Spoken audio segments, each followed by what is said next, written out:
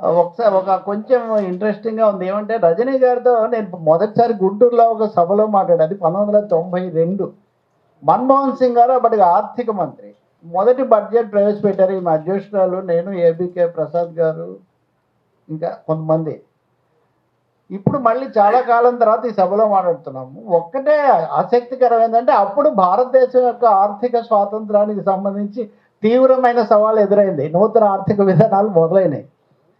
అది ఆర్థిక హక్కులకు సంబంధించింది అనుకుంటే ఇప్పుడు అసలు ధర్మో రక్షతి రక్షిత అని ప్రతిచోట రాసుంటారు కదా, ఓటో రక్షతి రక్షిత అని మొత్తం ఓటుకే ఎసరు వచ్చిన, పౌరసత్వానికి ఎసరు వచ్చిన ఒక సందర్భంలో మనం కలుస్తున్నాం. రెండోది పరకాల ప్రభాకర్ గారు చెప్పారు కదా, ప్రతి దినధ్వని అన్నా. నేను అప్పుడు ఇచ్చింది కరెక్టే అని ఇప్పుడు ఆయన దేశమంతా తిరిగి నిరూపిస్తున్నారు. ఎందుకంటే ఆయన ఎక్కడో చోట మాట్లాడే రోజు ఉండట్లేదు. ఆయన ప్రతి దినధ్వని మాత్రమే కాకుండా ప్రతి ఘటన ధ్వనిగా కూడా మారాడు. ఈ విషయానికి సంబంధించి నా సమస్య అంతా ఒకటే, ఒక కోర్ స్పీకర్, ఒక స్టార్ స్పీకర్ అయిపోయిన తర్వాత మోర్ స్పీకర్స్ అవసరమా అనే ఒక ప్రశ్న మీకు అందరికి కూడా ఉత్పన్నమయ్యే అవకాశం ఉంది. మిత్రులారా, కొద్దిసేపు మాత్రం నేను మీతో మాట్లాడి మన వాళ్ళు సర్ సిటిజన్స్ ఓటింగ్ రైట్ అనే ఈ అంశాన్ని తీసుకోవటం చాలా చాలా సమంజసంగా, చాలా అవసరంగా ఉంది. ఈ విషయం మీద జరగాల్సినంత చర్చ జరుగుతుంది అనేది నిజంగా ఇప్పటికి కూడా చాలా ప్రశ్న. దీనికి కూడా చాలా కారణాలు ఉన్నాయి. ఈ సమావేశం మనం జరుపుకుంటున్న రోజు, నేను ఇందాక వస్తుంటే మన మిత్రులందరూ వెనిజులాలో దురాక్రమణను ఖండిస్తూ చిన్న ప్రదర్శన జరిపొచ్చారు. ప్రపంచం అంతా ఖండిస్తూ ఉంది. ఇందాక ఆయన అన్నట్టుగా బ్లడ్లెస్ జినోసైడ్ అన్నట్టుగానే ట్రంప్ గారు ఏమన్నారంటే, without firing A bullet we could capture the president of Venezuela అన్నాడు. ఇంతవరకు ఎక్కడైనా జరిగిందా? అది ఒక దేశ అధ్యక్షుని ఆయన భార్యను మేము తీసుకొచ్చామంటే what happen to the great charter of United Nations? ఎవరూ మాట్లాడలేదు. అక్కడ ప్రజాస్వామ్యం లేదు, ఇక్కడ లేదు. ఇవన్నీ చెప్పేవాళ్ళు ఒక అధ్యక్షుడిని, ఆయన భార్యను విమానం ఎక్కించుకొని తీసిపోయి ఎక్కడున్నారు, అసలు సజీవంగా ఉన్నారో లేదో మాకు చూపించండి అంటే ఎవరు మాట్లాడలేదు. This number 1. This is international democracy గురించి చాలా చెప్పేవాళ్ళు ఈ రోజున అంతర్జాతీయ రంగస్థలంలో పరిస్థితి ఎలా ఉందో తెలుసుకోవడానికి. ఈరోజు ప్రభు చావ్లా గారు, మన ప్రభాకర్ గారికి బాగా తెలుసు, ఇప్పుడున్నటువంటి ఎస్టాబ్లిష్మెంట్కు బాగా సన్నిహితుడైన సీనియర్ జర్నలిస్టు, ఆయన 2025ను సమీక్షిస్తూ భారతదేశంలో పరిణామాలన్నీ ఎలా తలకిందులయ్యాయి ఇవన్నీ కూడా రాశారు. 2 పేజీలు రాశారు. ఇండియన్ ఎక్స్ప్రెస్కి ఆయన ప్రత్యేకమైన ఇది కాబట్టి అందులో సర్ గురించి చిన్న పారాగ్రాఫ్ రాశారు. ఈ సర్ గురించి అందులో కేవలం 10 పంక్తులు మాత్రమే రాశాడు ఆయన. నిజానికి ఆయన వాజ్పేయి కానీ చెందినవాడు కాబట్టి అప్పుడప్పుడు ఇప్పుడున్న ప్రధానమంత్రి మోదీ గారి మీద కొన్ని వ్యాఖ్యలు, కొన్ని విసురులు కూడా విసురుతుంటారు. కానీ దీన్ని ఒక్కదాన్ని మటుకు సర్ అనేది పెద్ద కంటెన్షియస్ ఇష్యూగా మారే అవకాశం ఉంది అని ఒకే ఒక్క వాక్యంతో వారు సరిపెట్టారు. ఇప్పుడు ఈరోజు మనం చేస్తున్న చర్చ కానీ మన నిర్వాహకుల ఉద్దేశం కానీ కేవలం సర్రు దీనికి మాత్రమే పరిమితం కాదు. అసలు భారత రాజ్యాంగం పౌర హక్కు, ఓటు హక్కు కాదు, పౌరుల హక్కుల్లో ప్రాథమికమైనది. పౌరసత్వం ఉన్నవాళ్ళు పౌరులు, పౌరసత్వం ఉన్నవాళ్ళు ఓటు. ఇదే కదా ఈ మొత్తం చర్చ యొక్క సారాంశం. ఇందాక మేడం గారు చేయించిన ప్రతిజ్ఞలో ప్రతి అక్షరానికి, ప్రతి వాక్యానికి కూడా చాలా స్పష్టమైన, నిర్దిష్టమైన అర్థం ఉందని మనం తెలుసుకోవాల్సి ఉంటుంది. అందులో ఏ తేడాలు లేకుండా ఉండాలి, హుందాతనం కూడా ఉండాలి, గౌరవం కూడా ఉండాలి. ఇవన్నీ కూడా ఉండి మేము భారతీయులమైన మాకు మేము సమర్పించుకుంటున్నామన్నారు. మాకు మేము సమర్పించుకున్న దాన్ని అంటే దాని సృష్టికర్తలం మనమే, దాని హక్కుదారులం కూడా మనమే. సో దీన్ని కాపాడుకోవాల్సినటువంటి బాధ్యత భారత పౌరులందరి మీద ఉంది అనే ఒక గొప్ప సందేశం మనకు రాజ్యాంగం పీఠిక అదే ఇచ్చేస్తుంది. ఆ ప్రియాంబుల్ మనం ఏదైతే పెట్టుకున్నామో ఒక ముందు మాటలాగా దీనికి ఇంకెవరు కర్తలు లేరు. దీనికి ఏం విశ్వగురువులు అక్కర్లేదు, దీనికి ఏం మహామహోపాధ్యాయులు అక్కర్లేదు, దేశభక్తి పేరుతో ద్వేషభక్తి బోధించే వాళ్ళు అక్కర్లేదు. ఇప్పుడు దేశభక్తి, ద్వేషభక్తి రెండు తెలుగులో ఒకటే ధ్వనిస్తాయి కదా. కాబట్టి మిత్రులారా, ఇలాంటి సమయంలో ఇది చాలా కీలకమైన అంశం. దీంట్లో రాజకీయాలు కూడా చాలా ఉన్నాయి, సాంకేతిక అంశాలు, చాలా వివరాలు, దాని లోతుపాతులు ప్రభాకర్ గారు చెప్పారు. కాబట్టి కొన్ని అంశాలు మటుకు చెప్తాను.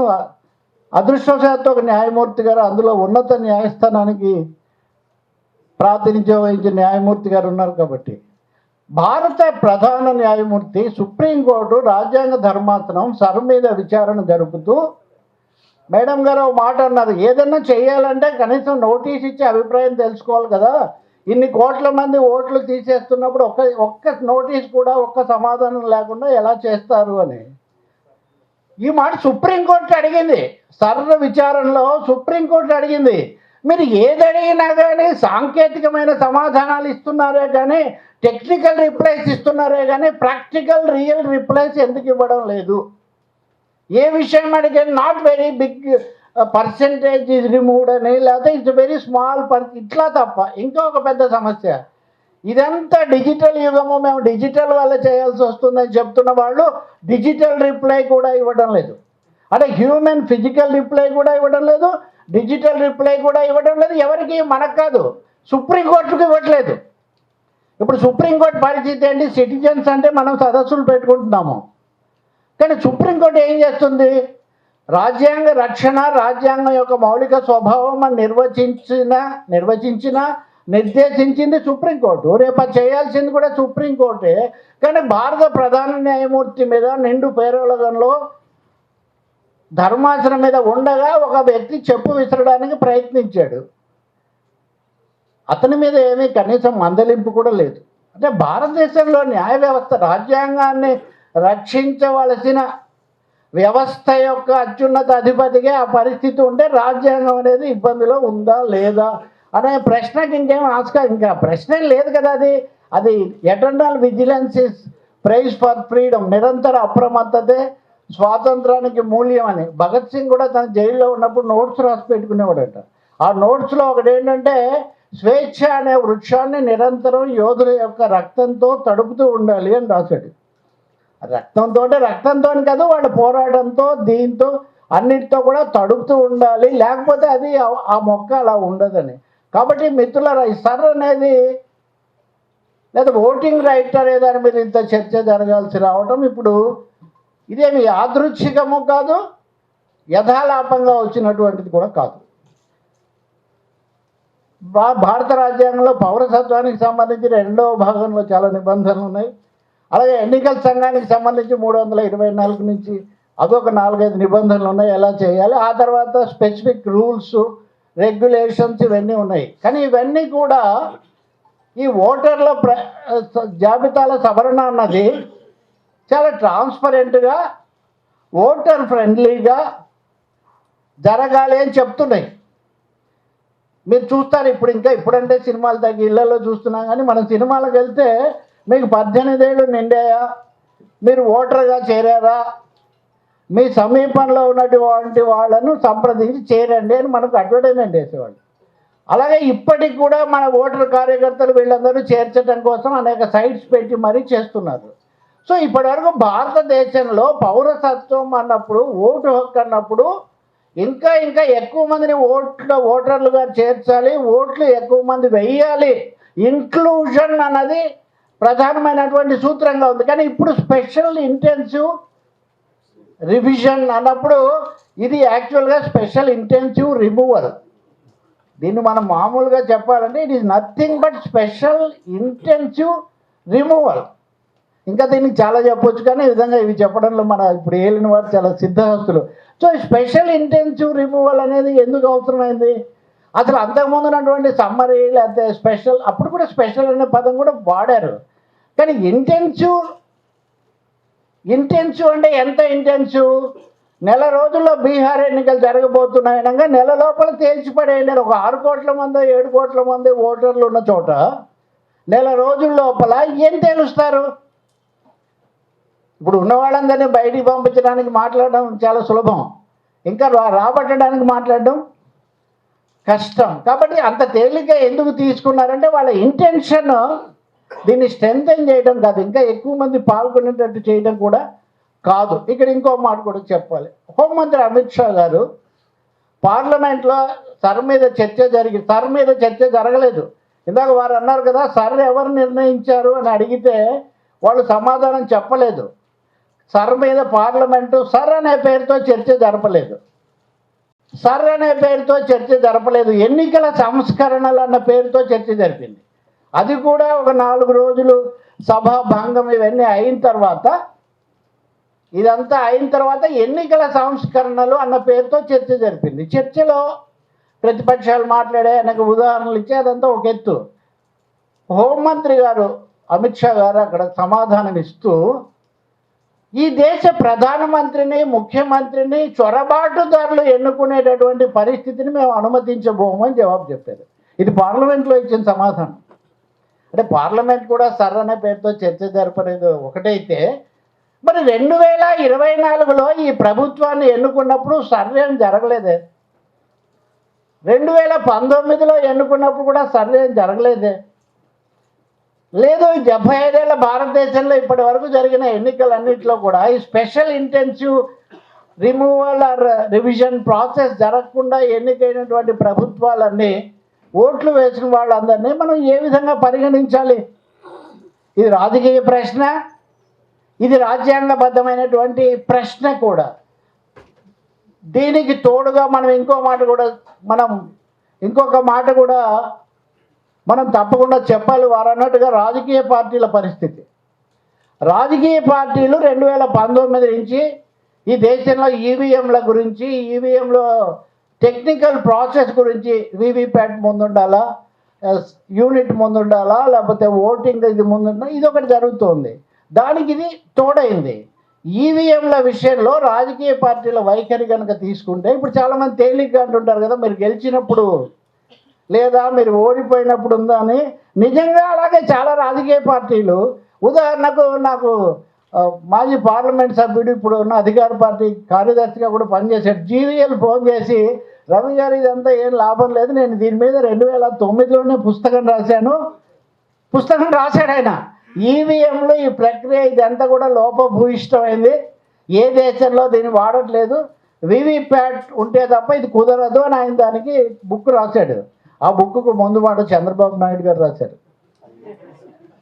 ఆ పుస్తకానికి ముందు మాట చంద్రబాబు నాయుడు గారు రాశారు. ఇది 2009 నాటి మాట.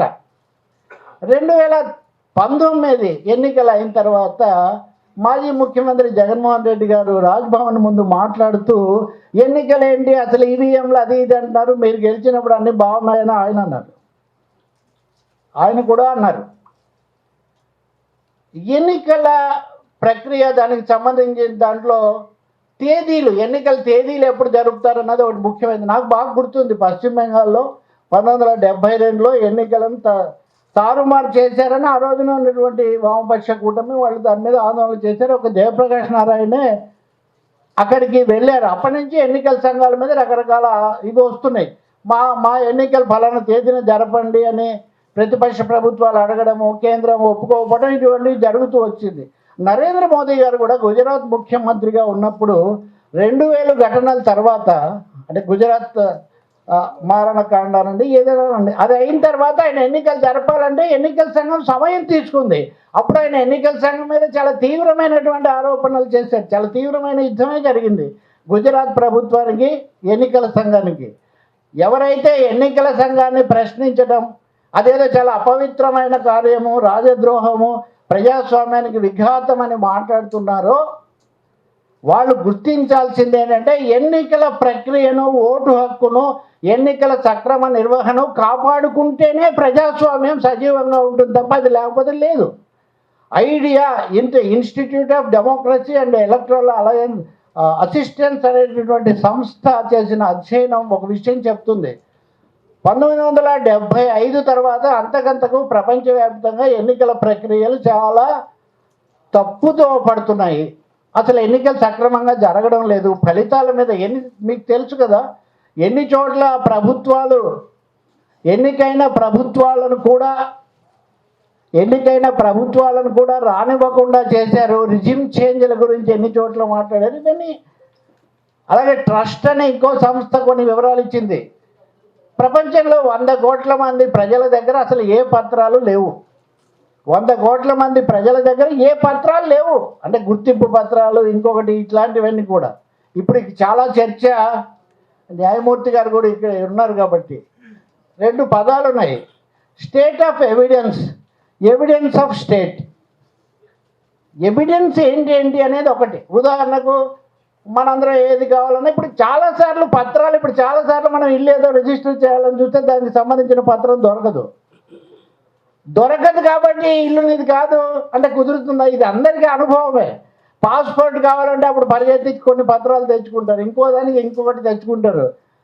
ఇప్పటి వరకు ఓటు దగ్గరికి వెళ్ళినప్పుడు ఒక 5 పత్రాలు తెచ్చుకుంటే మీరు ఓటు వేయచ్చు. ఉదాహరణకు లైసెన్సు, ఇవి మామూలు విషయాలు చెప్తున్నాను నేను, ఎందుకంటే లోతైన విషయాలు వారు చెప్పారు కాబట్టి. మీరు ఒక లైసెన్స్ పేపరు, ఓ పాస్పోర్టు, ఇవన్నీ తెచ్చుకుంటే పర్వాలేదు, ఏదో ఒకటి 5 పత్రాలు అనేవాళ్ళు. ఈ 5 పత్రాలు కాదు 11 పత్రాలు అన్నారు నిరూపించుకోవడానికి. ఈ 11 పత్రాలు ఎక్కడి నుంచి తేవాలి, ఎవరు తేవాలి? అడ్రస్ లేని వాళ్ళు తేవాలి. ఎక్కడి నుంచి తేవాలి? సో ఏ బీహార్లో అయితే మొదలు పెట్టారో ఈ బీహార్లో 39% అంటే దాదాపు 40% ప్రజలు ఎప్పుడు వలసకు వెళ్తారు. ప్రజాస్వామ్యంలో వైరుధ్యం ఎలా ఉంటుందంటే, రాజ్యసభ అన్నది భారతదేశంలో రాష్ట్రాల సభ, ఆ రాష్ట్రానికి అది ప్రాతినిధ్యం. కానీ రాజ్యాంగాన్ని సవరించి ఏ రాష్ట్రంలో ఉన్నా ఈ రాష్ట్రం నుంచి ఎన్నిక కావచ్చు అని మనం రాజ్యసభలో అధికారం ఇచ్చాము ఇప్పుడు రాజ్యాంగ రీత్యా. కానీ వలస కార్మికుడు వాడు ఇంకెక్కడైనా ఉంటే వాడు ఆర్డినరీ రెసిడెంట్ కాదు, కాబట్టి వాడి ఓటు హక్కు తీసేస్తామంటే ఏం జరుగుతుంది? సో సర్లో ముఖ్యమైనటువంటి విషయం, మేము మేము అప్పటికప్పుడు నిర్ణయిస్తాము, పత్రాలు మేము ఆదేశిస్తాము, మేము వెళ్ళిన సమయంలో వాళ్ళు ఉండకపోతే చూపించకపోతే వాళ్ళ ఓటు హక్కు కోల్పోతారు. ఈ విధంగా చెప్తే ఇన్ని కోట్ల మంది ఓట్లు తొలగిస్తే ఎక్కడికి వెళ్ళి వీళ్ళు చెప్పాలి? తొలగించారని కూడా వాళ్ళకి తెలీదు. ఎందుకంటే మనకు ఇప్పుడున్న పద్ధతిలో ఈవెన్ ఛాలెంజ్ ఓటు వేసే అవకాశం కూడా ఉంది. నీ ఓటర్లు ఇందులో పేర్లు చాలాసార్లు మేము టీవీ ఎలక్షన్స్ అప్పుడు చర్చ చేస్తుంటాము. రాజకీయ పార్టీలు ఆరోపణ చేస్తుంటే ఎన్నికల జాబితాలు తారుమారు చేశారని, వాళ్ళని వీళ్ళని వాళ్ళు. ఈ క్రమంలో మనం ఇంకాసార్లు చాలా సెలబ్రిటీ కూడా అక్కడికి వెళ్తే ఓటు వేయడానికి హక్కు లేకపోయిందని, ఎంపీ గారు వెనక్కి వచ్చారని, ఇటువంటివి. కానీ ఛాలెంజ్ ఓటు వేయడానికి కూడా మన రాజ్యాంగం ఇప్పుడున్న పద్ధతి హక్కు కల్పిస్తుంది. కానీ ఇప్పుడు ఒక్క దెబ్బతో వారు ఇందాక చెప్పినట్టుగా 7 కోట్ల మందికి 8 కోట్ల మందికి ఓట్లు లేవు అని చెప్పేస్తే, ఎన్నికలు జరిపేస్తే, బీహార్లో జరిపేశారు కదా. ఇప్పుడు స్పెషల్ ఇంటెన్సివ్ రివిజన్ జరుపుతున్నటువంటి రాష్ట్రాల్లో బెంగాల్లో కానీ, కేరళలో కానీ, అస్సాంలో కానీ, తమిళనాడులో కానీ చాలా త్వరలో ఎన్నికలు జరగబోతున్నాయి. వాళ్ళు అక్కడ నిర్ధారించుకోవడానికి, నిరూపించుకోవడానికి వాళ్ళకి వ్యవధి కూడా లేదంటే సహజ న్యాయం, పౌరసత్వం అన్న విషయం వాళ్ళ పక్కన పెట్టి సహజ న్యాయం కూడా నిరాకరించబడుతున్నటువంటి పరిస్థితి. దీనికి మనం ఇంకొకటి కనుక జోడించి చూస్తే, నిన్ననే ఒక ప్రకటన చేశారు, చొరబాటుదారులను ఎట్టి పరిస్థితుల్లో మేము ఓట్లు వేయనివ్వమని. ఇది అస్సాం ముఖ్యమంత్రి హిమంత బిశ్వ శర్మ గారు చేశారు, హోంమంత్రి అమిత్ షా గారు చేశారు. ఓటు వేయనివ్వము, చోటివ్వము, చోటివ్వము. అందుకనే ఇది ఓటు చోరీ అంటున్నారు. కానీ రాహుల్ గాంధీ గారు ఇది ఓటు చోరీ కాదు, ఓటు హారీ, ఓటు మారి, రూట్ మారి అని కూడా చెప్పాలి. అంటే అసలు రూట్సే తీసేస్తున్నారు. ఇంకా వాళ్ళకు మనలో ఏదన్నా ఈ దేశంలో ప్రజల్ని ఇంకా ప్రజలుగా గుర్తిస్తున్నారంటే వీడు ఓటేస్తాడు అని ఒకే ఒక కారణంతో గుర్తిస్తున్నారు. ఈ ఓటు హక్కు కూడా తీసేసిన తర్వాత ఇక వినే చూసి వీడికి వాడికి ఫరకేం లేదు. ఇంకా నువ్వు ఉంటే నాకెందుకు, ఇది మనకు చెప్తుంటారు కదా, కన్జ్యూమర్ సొసైటీలో అందరినీ కన్జ్యూమర్స్గా చూస్తున్నట్టే ప్రజలను ఓటర్లుగా చూడటం ఎన్నికలప్పుడు అది జరుగుతుంది. సో ఓటు హక్కు ఉండటానికి మనకు రాజ్యాంగం హక్కు కల్పిస్తున్నప్పటికీ, అనేక రక్షణలు ఉన్నప్పటికీ సర్రనే ఒక ప్రక్రియను తీసుకొని వచ్చి, సర్ర ఎందుకు వచ్చింది, ఎవరు తెచ్చారు తెలియదు. దీన్ని అమలు జరిపే ఎన్నికల సంఘం నియామకం మటుకు పూర్తిగా ఇప్పుడున్న కేంద్ర ప్రభుత్వం ఎవరుంటే వాళ్ళు అనుకోండి, వారు అన్నట్టుగా ఒక పార్టీ అనవద్దు, ఈ పార్టీ దాని ప్రకారం జరుగుతూ ఉంటే నెక్స్ట్ది ఏంటి? సో మనకందరికీ ఒక విషయం గుర్తుంటుంది మిత్రులారా, డిమానిటైజేషన్, ఒక్కసారిగా నోట్ల రద్దు. ఇది డీఫ్రాంచైజ్మెంట్, ఇది ఓట్ల రద్దు. నోట్ల రద్దు తర్వాత ఈ దేశం ఓట్ల రద్దుకు వెళ్ళటం, ఓట్ల రద్దు అందరికీ చేయటం లేదు.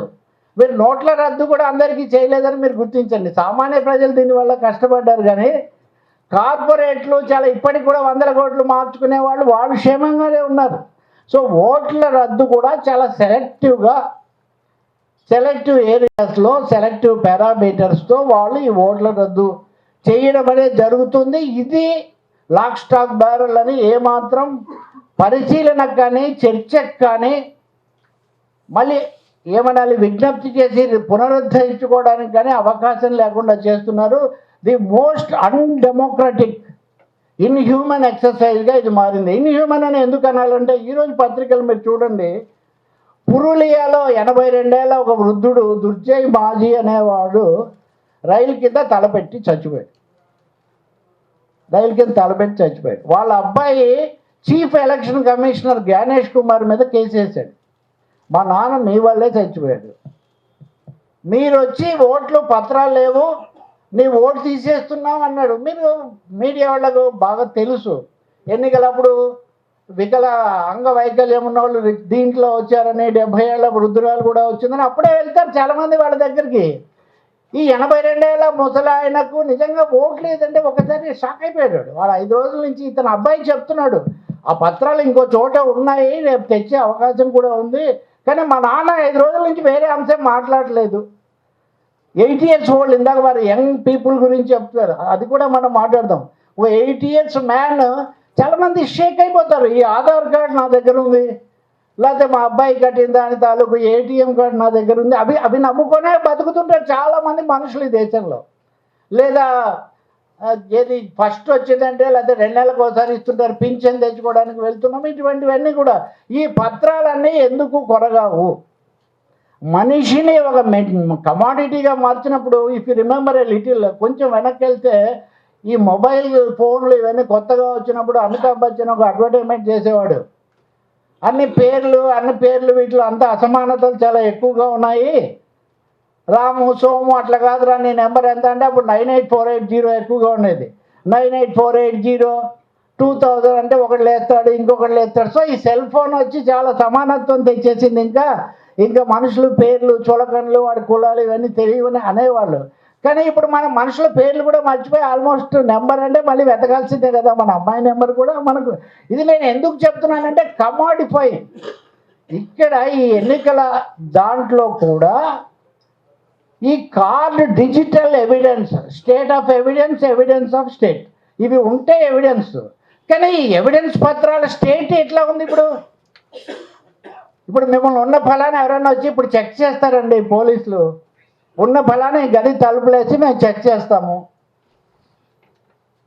చెక్ చేస్తే మీ అందరి దగ్గర అన్ని పత్రాలు ఉంటాయా?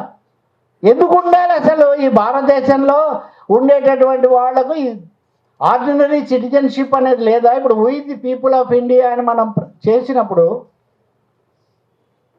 రంగు, రుచి, వాసన, లింగ భేదము, మత భేదము, కుల భేదము ఇవన్నీ ఏమీ లేకుండా మేము భారతీయులమై ఉన్నామని మనం ప్రకటించుకొని అందరినీ గుర్తించి మనం జీవిస్తున్నప్పుడు ఎన్నికల సంఘం వచ్చి అడిగినంత మాత్రాన 11 పత్రాలు తీసుకొని వచ్చి నేను భారతీయుని అని నిరూపించుకోవాల్సిన కర్మ భారతీయుడికి ఏం పట్టింది? దీనికి రకరకాల పేర్లు. ఈరోజు నేను వ్యాసం రాశాను, మీరు చదవచ్చు. త్రిపురలో ఆ పార్టీ ప్రభుత్వమే ఉంది, ఉత్తరాఖండ్లో కూడా ఆ పార్టీ ప్రభుత్వమే ఉంది. కానీ అతను అంజన్ చెక్మా అనేవాడు MBA చదవడానికి ఉత్తరాఖండ్ డెహ్రాడూన్ వెళ్ళాడు. డెహ్రాడూన్ వెళ్తే అతను కొంచెం చైనా వాళ్ళలాగా ఉన్నాడంట. ఈసారి భారతంలో ఉన్న ప్రజలందరూ చైనా వాళ్ళకి దగ్గరగా ఉంటారు. సో ఇది చైనీ మ్యాన్ అని అతన్ని చంపేశాడు. అలాగే ఒరిస్సాలో బెంగాల్ నుంచి వచ్చిన వాళ్ళు ఇద్దరిని చంపేశారు. వాళ్ళు బంగ్లాదేశ్ నుంచి చొరబాటుదారులని, అంటే చైనా నుంచి బంగ్లాదేశ్ నుంచి వచ్చిన చొరబాటుదారులు, వీళ్ళు మన దగ్గర ఉండకూడదు. కేరళలో కూడా చంపేశారు. కేరళలో LDF ప్రభుత్వం, కేరళ LDF ప్రభుత్వం వాళ్ళు దాని మీద కేసు పెట్టారు. కానీ ఉత్తరాఖండ్ SP అజయ్ సింగ్ అనేవాడు ఏం ప్రకటన చేశాడంటే అదేదో సామాన్యమైన వివాదం వల్ల చంపేశారు, కానీ దీంట్లో రేసిజం ఏమీ లేదు అని చెప్పాడు. మనం ఏదైనా ఉంటే దాన్ని సర్దుబాటు చేసి పరిష్కారం చేసి ఇటువంటిది ఉండకూడదు అని మనం చెప్పాలా? లేకపోతే ఈ దేశ హోంమంత్రి గారు రోజు లేచి చొరబాటుదారులను సాగనివ్వం, ఒక్క ఓటు కూడా వెయ్యనివ్వం, అసలు ప్రధానమంత్రులను ముఖ్యమంత్రులను చొరబాటుదారులు ఎన్నుకుంటే కుదురుతుందా? ప్రభాకర్ గారు ఇందాక చెప్పారు. బీహార్ కూడా బీహార్లో ఎన్నికల ప్రచారం గతసారి ఈసారి కూడా మియా ముషారఫ్ అక్కడ చాలా అప్పుడప్పుడు మియా ముషారఫ్ దగ్గర నుంచి ఇప్పుడున్న ఆయన వరకు వాళ్ళ గొడవలు వాళ్ళు పడుతున్నారు. అదొకటి. మాట్లాడితే మతాన్ని ఇన్వోక్ చేయడం, మాట్లాడితే ఇరుగు పొరుగు దేశాలను ఇన్వోక్ చేయడం. ఆపరేషన్ సింధూర్ ఎక్కడి నుంచి ప్రారంభమైందండి? బీహార్ నుంచే.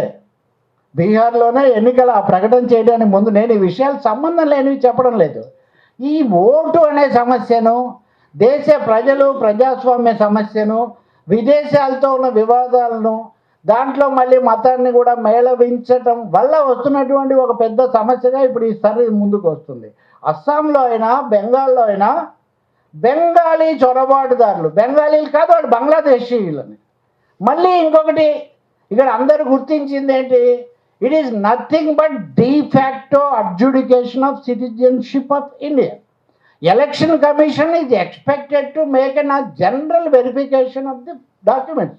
సాధారణ పత్రాల యొక్క పరిశీలన చేయడం ఎన్నికల సంఘం యొక్క పని. కానీ 324 నుంచి 26 వరకు ఉన్నటువంటి దాని నిబంధనలు ఎక్కడ election commission adjudicates the citizenship of people living in India అని ఎక్కడా లేదు.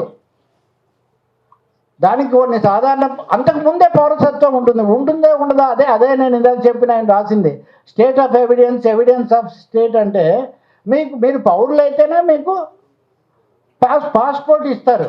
కానీ పాస్పోర్ట్ ఉన్నంత మాత్రాన మీరు పౌరులా కాదా? ఆ వెరిఫికేషన్ చేసేది వేరు. పాస్పోర్ట్ ఆఫీసరే నువ్వు సిటిజనా కాదా నేను వెరిఫికేషన్ చేస్తా అన్నాడు. ఎన్నికల సంఘమే మీరు పౌరులా కాదా తేలుస్తారా అన్నారు. ఈ విషయం సుప్రీంకోర్టులో కూడా చాలాసార్లు చర్చకు వచ్చింది. అంటే ఇట్స్ వెరీ కాంప్లికేటెడ్గా ఈ చర్చలన్నీ వస్తున్నాయి. కాబట్టి ఇందాక వారు అన్నట్టుగా, ప్రభాకర్ గారు అన్నట్టుగా, ఎవరికైనా ఓటు ఇవ్వాలా, విదేశీయులకు ఇవ్వాలా, అక్కడ లేని వాడికి ఇవ్వాలా, ఇవన్నీ కూడా సుప్రీంకోర్టు అడిగింది. You are not. వాళ్ళు ఏమంటారు?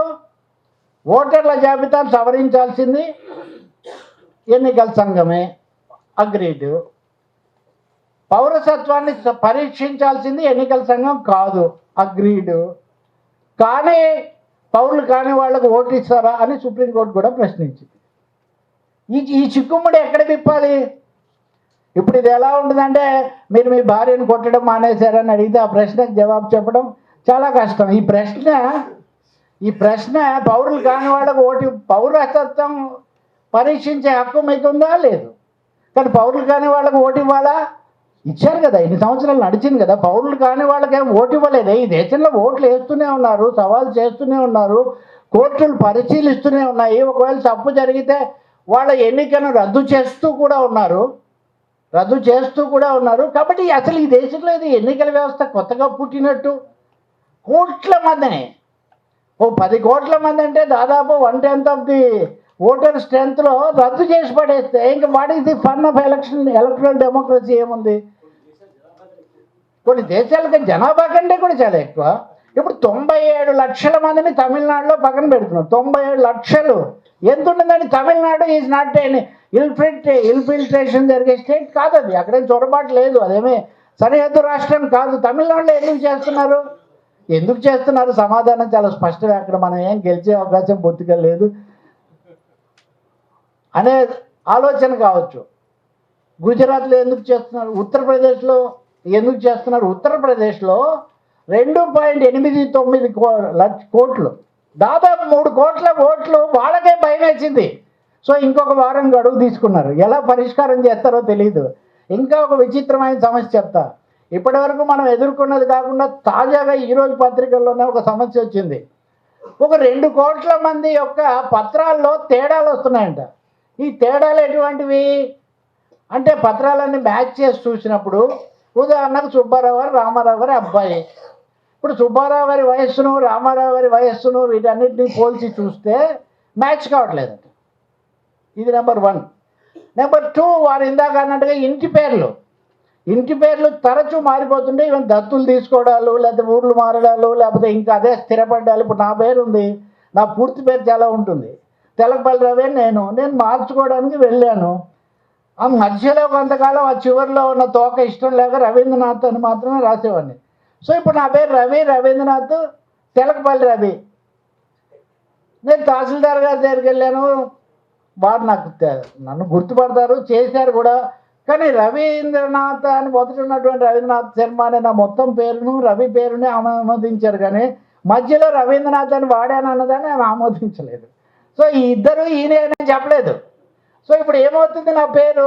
ఉదాహరణకు ఇప్పుడు అనుకోకుండా అంటే మన దేశంలో ఏది మాట్లాడినా ఇలాగే వస్తుంది అనుకోండి. కాబట్టి ఇప్పుడు ఇది ఇన్ని సదుపాయాలు వనరులు ఉన్న వాళ్ళకే ఇలా ఉంటే ఎక్కడో కొండ మీద ఇల్లు ఉందో లేదో తెలియనటువంటి మార్జినలైజ్డ్ సెక్షన్స్, అందువల్ల సరుకు బలవుతున్న వాళ్ళు గురవుతున్న వాళ్ళు ఎక్కువగా ఎవరు అంటే number 1 women, number 2 down trodden కింద అణగారినటువంటి ప్రజలు, మూడవది పొట్ట వలస తిరిగితే తప్ప. అందుకనే మేము కరోనా రోజుల్లో కూడా కరోనా సమస్యను దేశం గుర్తించడానికి శ్రీశ్రీ అందరూ పాడారు. కూటి కోసం పట్టణంలో బతుకుదామని తల్లి మాటలు చెవిని పెట్టగా బయలుదేరిన బాటసారికి వీళ్ళందరూ ఇది దేశం అంతా కదిలిపోయింది. వీళ్ళది ఇటువంటి మనుషులు ఉన్నటువంటి దేశంలో డిజిటల్ సాక్ష్యాధారాలు వాళ్ళని చూపించమంటే ఆ రోజు సుప్రీంకోర్టు న్యాయమూర్తి గారు అన్నారు, నా దగ్గరే లేవయ్యా బాబు, నువ్వు అడిగితే నేను చూపించలేను అన్నాడు. జడ్జి గారు అన్నాడండి. సో అత్యున్నత న్యాయస్థానంలో ఉన్న న్యాయమూర్తి గారు అక్కడ ఉండి ఇప్పటికిప్పుడు అడిగితే నేనే చూపించలేను, వాళ్ళు ఏం చూపిస్తారన్నారు. వాళ్ళు ఏం తీసేసాం, వారం రోజులకి తీసేసాక తాంబూలాలు ఇచ్చాం తన్నుకు చావండి అన్నట్టుగా మరి ఎప్పుడు నిరూపించుకోవాలి. కాబట్టి మిత్రులారా, ఇక్కడ ప్రజల తీర్పులు కూడా తారుమారు చేసేటటువంటి చాలా భయానకమైన అంశం ఇక్కడ రాబోతుంది. ఇది కూడా 24 ఎన్నికలు అయిన తర్వాత ఎందుకు వచ్చింది ఏమో, మరి 24 ఎన్నికల్లో ఆ ప్రభుత్వానికి మెజార్టీ రాకపోవడానికి దీనికి కారణం ఉందేమో మనకు తెలియదు. చాలామంది గెలవడము ఓడము ఈ సభలు పెట్టుకుంటే ఏమవుతుంది అది ఇది అంటుంటారు.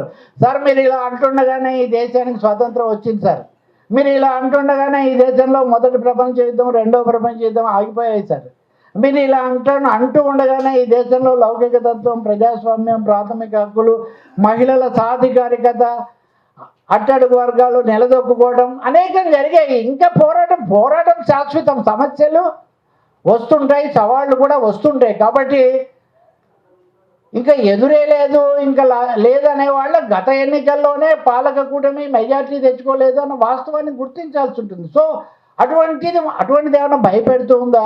ఇఫ్ యూ రిమెంబర్, ఒకసారి ఎన్నికలు అవగానే డిమానిటైజేషన్ వస్తుంది, ఒకసారి ఎన్నికలు అవగానే కాశ్మీర్లో 370 రద్దు అయిపోతుంది, ఒకసారి ఎన్నికలు అవగానే సర్ర అనేటటువంటి కొత్త ప్రక్రియ వస్తుంది. అంటే మామూలు పద్ధతుల్లో ప్రజల మీద ఆధిపత్యం చెలాయించడం కష్టమేమో, ఇది నిలబడదేమో అనే ఒక భయం పాలకులను పీడిస్తుంది. పాలకులు ఉన్నప్పుడు ఒక రాజకీయ పార్టీ కానవసరం లేదు, ఒకప్పుడు ఒకరు ఉండొచ్చు, ఇంకోసారి ఇంకోటి ఉండొచ్చు. కానీ అందుకనే పాలక పార్టీలు కూడా ఆయా సందర్భాల్లో రకరకాలుగా మాట్లాడుతుంటాయి. కానీ ఈ దేశ పౌరులుగా మటుకు మౌలికంగా రాజ్యాంగ విలువలకు కట్టుబడి రాజ్యాంగం ఏం చెప్తుందో దాని ప్రకారం మీరు చేస్తేనే మేము కాపాడబడతామనే ఒక స్పృహ మటుకు మనం కలిగి ఉండక తప్పదు. దానికోసం ఆ పోరాటం అనండి, ఆ నిరంతరమైన ఘర్షణ అండి, ఎంతమంది శాంతి భూషణ్లు, ఎన్ని ఏడీఆర్లు, ఎన్ని రాజకీయ పక్షాలు, ఎన్ని ఎన్జిఓలు, ఎంతమంది న్యాయమూర్తులు, ఇలాంటి ఎన్ని వేదికలు చేస్తే ఈ సమస్య ముందుకు వచ్చింది. ఇవేమి చేసి ఉండకపోతే ఎంతమంది ఆర్టీఐ యాక్టివిస్టులు వీళ్ళందరూ చేస్తే ఇది వచ్చింది. యువతకు ఓటు హక్కు కల్పించడం, యువ ఓం హమారా యువ ఓం అంటుంటారు. యువ ఓట్లే చాలా ఎక్కువగా పోతున్నాయి ఇక్కడ. వారు ఇందాక చెప్పారు కదా, ఈ ఓట్లు తగ్గిస్తున్నప్పుడు ఎవరి ఓట్లు తగ్గించబడుతున్నాయి? యువ ఓట్లే తగ్గించబడుతున్నాయి. కాబట్టి భారతదేశం యొక్క ఘనత ఏంటంటే ఏ శషభిషలు లేకుండా బేషరతుగా సార్వజనిక ఓటింగ్ హక్కు అనే దాన్ని ఈ దేశం ప్రసాదించింది. ఇది చాలా చిన్న విషయం కాదు. లౌకిక తత్వం, సమాఖ్యతత్వం, సార్వజన ఓటింగు, సామాజిక న్యాయం అన్నటువంటి ఈ 4 మూల స్తంభాలు భారత ప్రజాస్వామ్యాన్ని, భారతదేశంగా ఉంచాయి. దీన్ని కనుక చెదరగొట్టేసి ఎప్పుడెప్పుడు పాలకులు వచ్చి తప్పులు చేసినా లేదు అటు ఇటు జరిగినా మళ్ళీ దాన్ని గాడి పెడుతూ వచ్చాయి. కానీ ఇప్పుడు ఎందుకు పెట్టారు ఇవన్నీ, ఎందుకు సాధ్యమయ్యాయి అంటే ప్రజలు ప్రభుత్వాలను ఎన్నుకున్నారు కాబట్టి. ఇప్పుడు పరకాల ప్రభాకర్ గారు తరచూ స్లోగనే ఇస్తున్నారు, not voters electing the government electing the voters. అంటే ఒకడెవడో విసనకర్రలు అమ్ముతున్నాడు అని మీరు కూడా చూసుంటారు కదా, విసనకర్రలు అమ్ముతున్నాడట. విసనకర్రలు అమ్ముతుంటే ఏమయ్యా ఎంత విసురుకున్నా గాలి రావట్లేదంటే నువ్వు ఎలా విసురుకున్నావు అన్నాడంట. అట్లా కాదు, ఇట్లా విసురుకోవాలన్నాడు. సో ఓటర్ ప్రభుత్వాన్ని ఎన్నుకోవటం కాదు, ప్రభుత్వం ఓటర్లను ఎన్నుకుంటుంది. ఈ 2 కోట్ల మందిని తీసేస్తున్నాం, ఈ 3 కోట్ల మందిని తీసేస్తున్నాం అంటే చాలా నిశ్శబ్దంగా ఉండిపోతే కనుక ఈ 12 రాష్ట్రాలే కాదు, రేపు పొద్దున ఇంకోటి కూడా మీకు రాజకీయ విశ్లేషకులు లేదు, రాజకీయాల గురించి చెప్పాలంటే తెలుగు రాష్ట్రాల నుంచి కూడా ప్రాంతీయ పార్టీలు వెళ్ళి కలిసాయి. ఇక ప్రాంతీయ పార్టీల ప్రధానంగా ఎన్నికల సంఘాన్ని కలిసాయి. ఒక్కొక్కరు ఒక విధంగా చెప్పారు. ఎవరు సర్రనేదాన్ని గట్టిగా ఏమీ వ్యతిరేకించలేదు. కొన్ని ఇప్పుడు ఉదాహరణకు మమతా బెనర్జీ బెంగాల్లో తృణమూల్ కాంగ్రెస్, కేరళలో డిఎంకే ఇలాంటి పార్టీలు అధికారికంగానే వ్యతిరేకిస్తున్నాయి, సభలో కూడా మాట్లాడాయి. కానీ తెలుగు రాష్ట్రాల్లో ఉన్నటువంటి ప్రాంతీయ పార్టీలకు స్పెసిఫిక్ స్టాండ్ ఏం లేదు సార్ మీద. తెలుగుదేశం, బీఆర్ఎస్, జనసేన, వైసీపీ వీళ్ళందరూ కూడా కలిశారు ఎన్నికల సంఘాన్ని.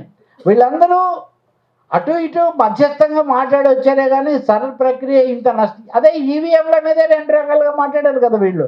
కాబట్టి ఈవీఎంకు సంబంధించి కానీ, ఎన్నికల జాబితాకు సంబంధించి కానీ, సరుకు సంబంధించి కానీ, తేదీలకు సంబంధించి కూడా, ఉదాహరణకు బీహార్, ఈ ఎన్నికల ప్రక్రియ ప్రజాస్వామ్యానికి ప్రాణం అనుకుంటే బీహార్లో ఎన్నికలు ఇంకా నెలలో వస్తాయనగా నితీష్ కుమార్ ప్రభుత్వం 14,000 కోట్ల రూపాయల విలువైన రాయితీలు ప్రకటించింది.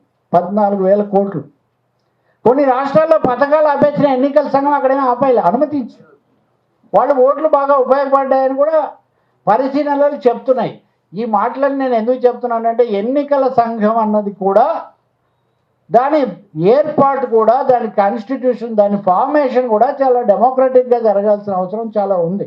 చాలామంది ఎన్నికల కమిషనర్ కానీ టిఎన్ శేషన్ గారు కొన్ని మంచి పనులు చేశారు.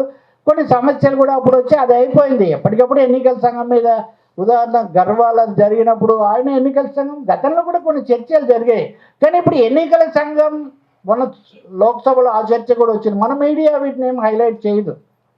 మన మీడియాకు వేరే ఏమనాలి, ఆ రాణి ప్రేమ పురాణం, ఈ ముట్టడికి అయిన ఖర్చులు అన్నట్టుగా వాళ్ళు ఏం డ్రెస్ వేసుకున్నారు, కొండగట్టుకు ఎవరు వెళ్ళారు, పెళ్ళిళ్ళకి ఎవరు వచ్చారు, ఇవి చాలా ఎక్కువగా ఉంటాయి. కాబట్టి ఈ విషయాలు రావు.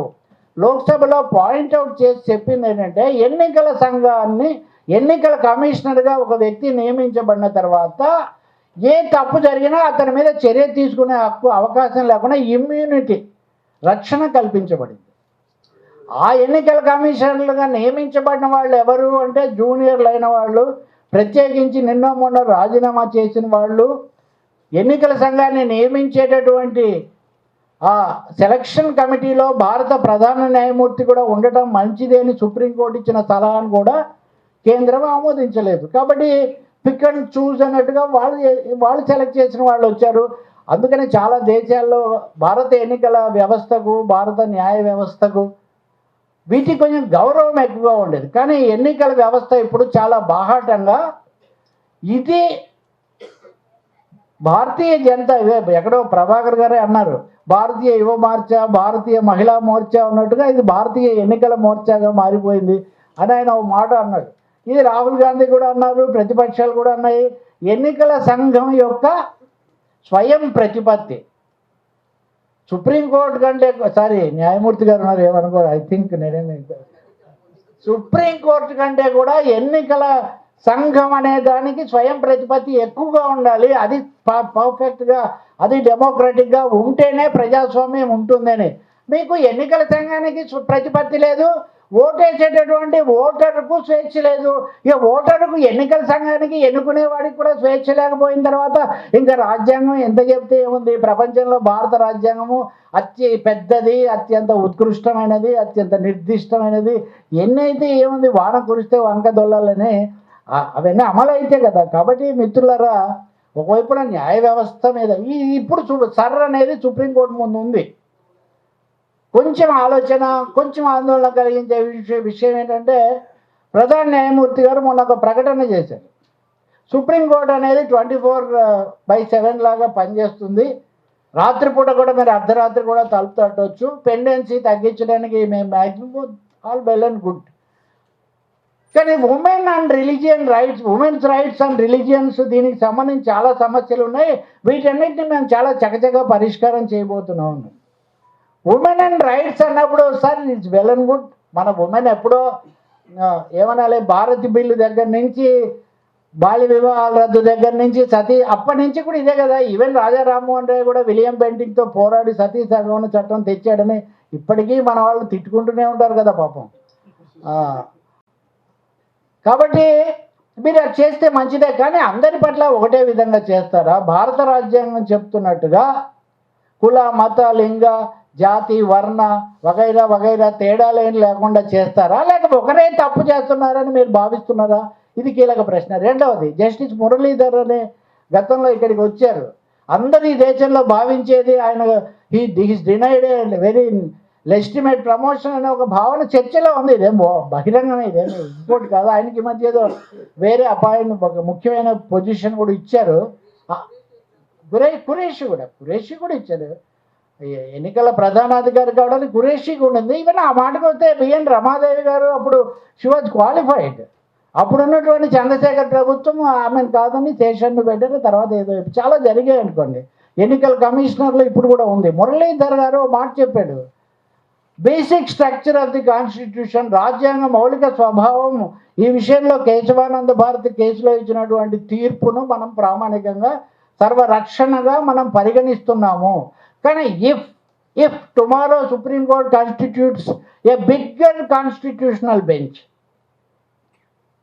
Kesavananda Bharati judgement overturned. అదేమీ ఉండకూడదు. ఎందుకంటే సెకండ్ హైయెస్ట్ కాన్స్టిట్యూషనల్ పొజిషన్ అయిన వైస్ ప్రెసిడెంట్ స్థానంలో ఉన్నటువంటి జగదీష్ ధన్కర్ గారు రాజ్యసభ పీఠంలో కూర్చొని ఈ తీర్పే తప్పు అన్నారు. ఈ తీర్పే తప్పు అంటే ఆ సభలో రాజ్యసభ సభ్యుడిగా ఉన్నటువంటి మాజీ ప్రధాన న్యాయమూర్తి గారు ఐ థింక్ గోగోయ్ గారు అప్పటి నుంచి నాకు అదే అభిప్రాయం ఉందని ఆయన కూడా చెప్పారు. So the basic structure of రాజ్యాంగ రక్షణ వేదిక అనేది అన్నప్పుడు, ప్రాథమిక హక్కుల గురించి మనం చర్చిస్తున్నప్పుడు, రాజ్యాంగానికి ముప్పు ప్రజల నుంచి ఎప్పుడు రాదు, లేదా ప్రతిపక్షాల నుంచి కూడా రాదు. అధికారం ఎవరి చేతుల్లో ఉందో, రాజ్యాంగం చెలాయించగలిగిన వారు ఎవరి చేతుల్లో ఉన్నారో వాళ్ళ నుంచి వస్తుంది. కాబట్టి eternal vigilance is price for freedom. నిరంతర అప్రమత్తతే స్వాతంత్రానికి మనం చెల్లించాల్సిన మూల్యం. టోల్ అని అనుకుంటే కనుక ఇది చాలా తీవ్రమైన సందర్భం. ఇది అనేక ఎన్నికలు అవి జరిగి భారత ప్రజాస్వామ్యం చాలా డైనమిక్, వైబ్రెంట్ డెమోక్రసీగా ఇప్పటివరకు వర్ధిల్లినటువంటి ఈ దేశంలో ఇది ఇలాగే ఉండబోతుందా, లేదా విశ్వగురువు పాఠాలే నేర్చుకోవాల్సి వస్తుందా? To conclude friends, more speaker అన్న కొంచెం మోరే అయినట్టుగా ఉంది కదా. టు కంక్లూడ్, రాజ్యాంగం అంటే ఏంటి?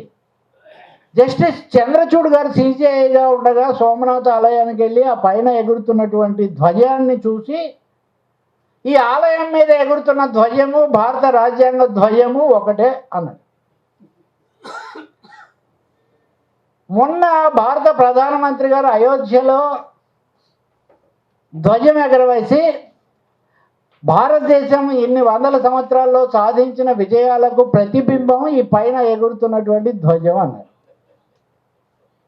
అన్ఫార్చునేట్లీ సరే, వందే మాతరం మీద కూడా చాలా చర్చ చేసాం, అదంతా వదిలేదు. అది కూడా జాతీయ గీతం.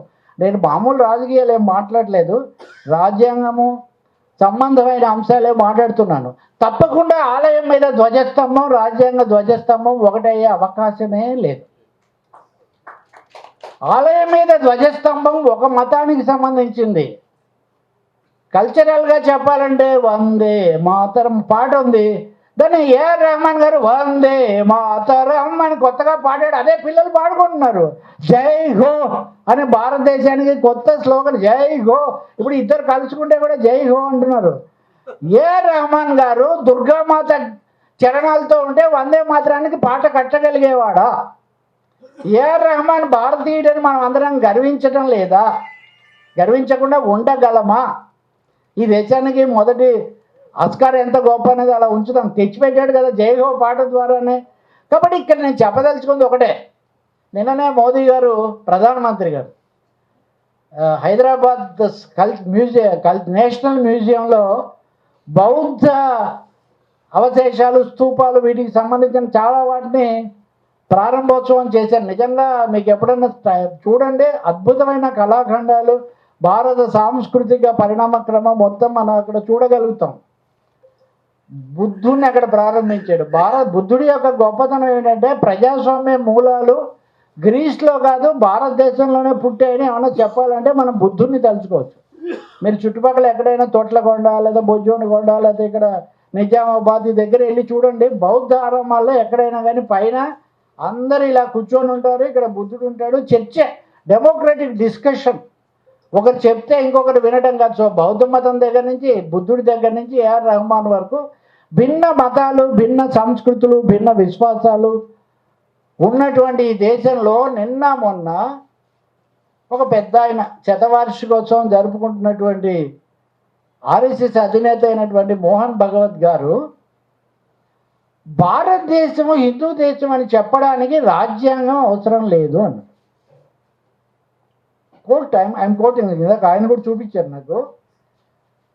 India is naturally Hindu country అన్నారు. Is it so? Is it so?